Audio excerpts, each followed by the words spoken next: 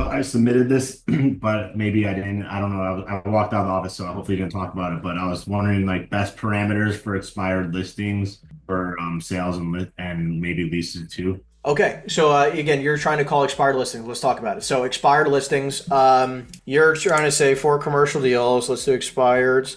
So a couple things. Keep in mind that the expired listings are expired for a reason. They expired for either the building, there's something wrong with the building, or the price is too high. So in your experience, if there are there ever listings on the MLS that they just went to they went to an agent that just didn't have access to commercial 100%. website?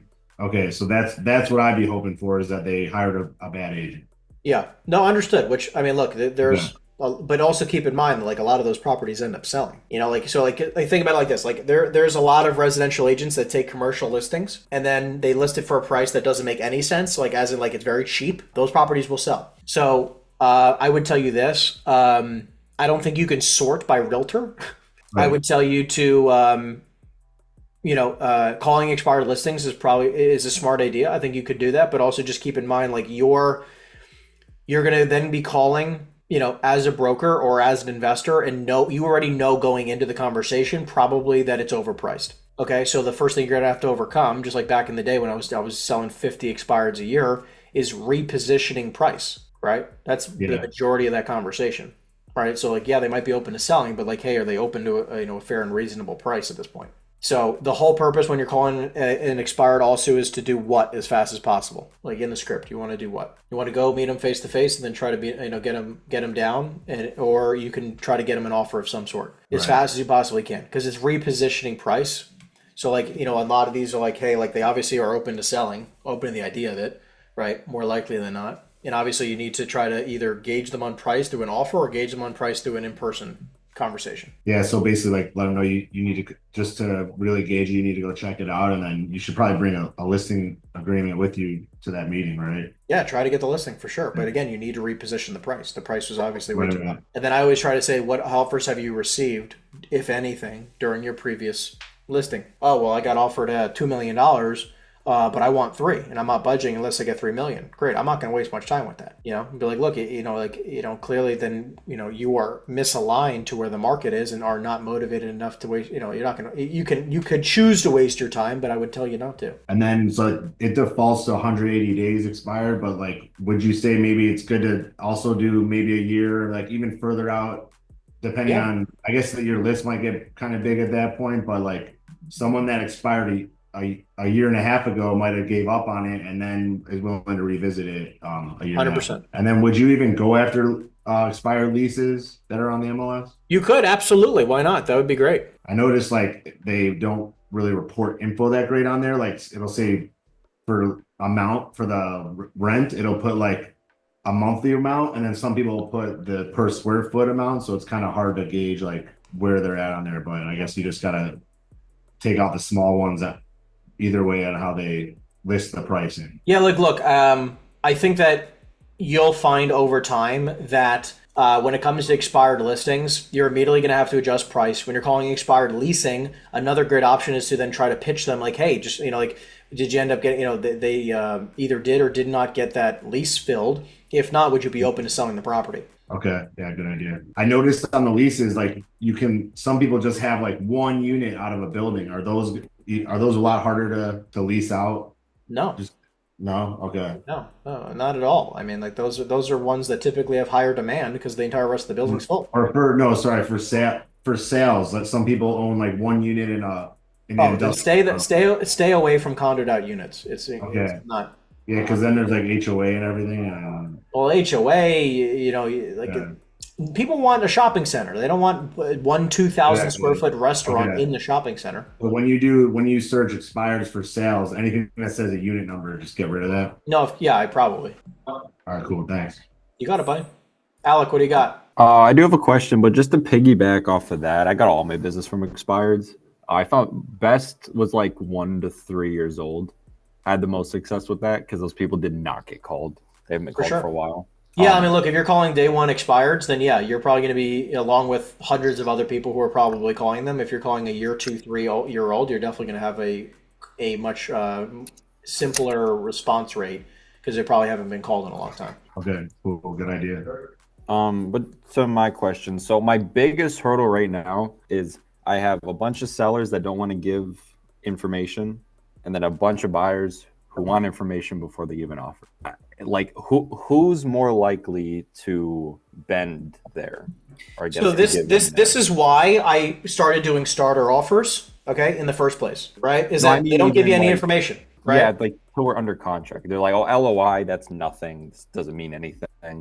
Well, They wanna be, like, then they're just being under- dumb, to be honest with you. Like in like institutional level sellers, okay? Sorry, when I say information, I mean like rent rolls and P&Ls and stuff. Like not No, like understood. But like, look, what else do you want me to give you other than a letter of intent saying I'm willing to buy it at X price? They're not that motivated to sell it. You know what I mean? Like, does this price make sense to you? Would you consider transacting at this price? Yes. Okay, great. Well, then, if you want, share with the financials, right? Like, let's underwrite this deal so we don't waste any time. Because if hypothetically, you know, and you can have say like, listen, we'll sign an NDA or a confidentiality agreement, whatever you want, right, to make sure you feel comfortable. But what we don't want to have happen is you have the documents right now in front of you as an example. You say, hey, let's go into contract first. You're going to pay your attorney. I'm going to pay my attorney. We're then going to go through the process. I'll put down a deposit. I'm going to review the financials, and then the numbers don't add up. And then all of a sudden now I have to pay my attorney fee. You have to pay your attorney fee, and the deal's going to die. All right. So I'm trying to save you money. So like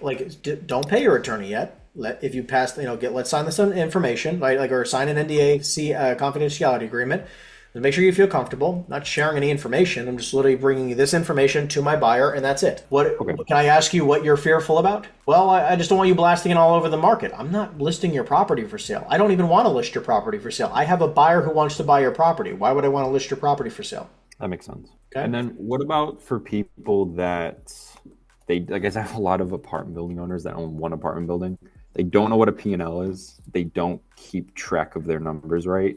You might have to meet them face to face, and you might have to go through statements with them. Okay. I like bank statements and stuff. Bank statements, whatever they're willing to share. Rent receipts. How do you track your income? Well, they all pay me in cash. You're unless they're willing to like be very, very agreeable on price. It's gonna be very difficult. Yeah, I just had a quick question. So, is there any best practice to pitching deals to someone that's not a VIP buyer? Like, would you typically just give them a call and give them an outline on the phone and then send them an email? Or would you like look it over with them right then and there? Or? Okay, so again, just to set the tone, you have a buyer, not a VIP buyer, somebody you don't know incredibly well, and you want to pitch them a deal. Yeah, exactly. Yeah. Yeah. So food for thought is the following, okay? Because there's not like, again, I would not tell you that you have to do one thing versus another. There's the lens of getting them to sign some type of confidentiality agreement, non-disclosure agreement, one. Two, you can, if they like, hey, just out of curiosity, let's say you're having a, first conversation with them, they own a shopping center in the area, and you want to show them another shopping center, right? I know you just bought this property 123 Main Street. John, I'm just curious, do you have a few, like if I happen to come across a shopping center locally in town, would you be open to possibly buying another one? Yes. Okay, great. I mean, just curious, are you in front of a computer right now? Look up a property for me, 123 Main Street, and they can look up the property with you. You can go over some information, or, right, if you want to go that deep, or you can go one step backwards, which is, can you tell me more about the types of deals you're looking for?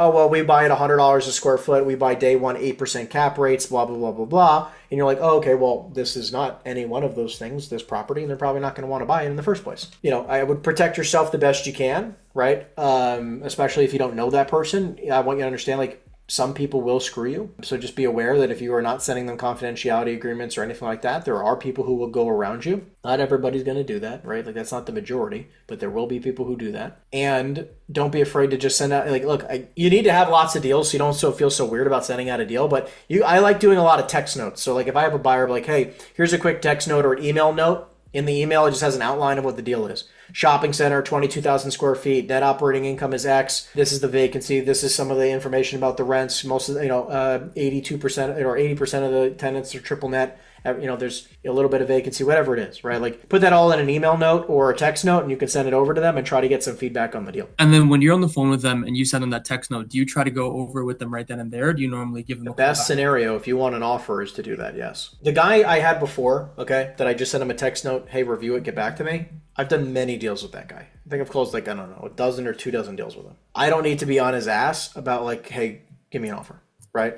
But a brand new guy, I'm like, based on this information, at what price could you make sense of the deal? Well, I got to underwrite it. Let's underwrite it together because I want to understand how they underwrite the deal, right? If they start saying like, oh, well, they start saying things that don't make any sense, it's because like think about it like this. I've had people where I send them a deal and they're like, yeah, I just don't like this area, and I'm like, can I ask you why you don't like this area? And then they have some bullshit story about why they don't like the area, even though it's a great area, and then they're just completely against the deal. When in reality, sometimes what people do is that they get a really low offer on this deal and they don't know why. It's like you're trying to sell this deal at $3 million, they come back at $2 million, and you're like, I don't know why they're only offering $2 million on this deal. It's like a 9.5 cap. It's because they don't like the area. If they like the area, they might pay a 7.5 cap, which would be $2.8 million. Okay, yeah, that makes sense. One last question. So I don't have any experience with doing commercial deals, but I have a decent amount of seller leads and buyer leads. So I was thinking of pitching a commercial agent on partnering on a deal. Would you have any recommendations on like how I would go about that? How to go about pitching it? Okay, so where are you located again? Toronto. Toronto. Okay, so you want to call up a local commercial agent and try to. I would make sure you sign and try to get a referral fee as much as you possibly can in your market. For sure. Okay. Okay. And would you say like 50-50, 60-40, or kind of just leave it up to them? I mean, look, they're going to try to tell you 10% or 20%, 25%. Yeah. So I would call up a few people. And also, like, again, I can help walk you through these types of deals and make sure you get the best results now if you want. Okay. If you come across a deal, I can try to say, like, hey, do this, this, or this. Give you the guidance ahead of time. Okay. Yeah, I'm going to start pitching out some deals. And then, I'll keep you posted and let you know how it goes. Cool. Sounds good. Cool. Thanks. You got it.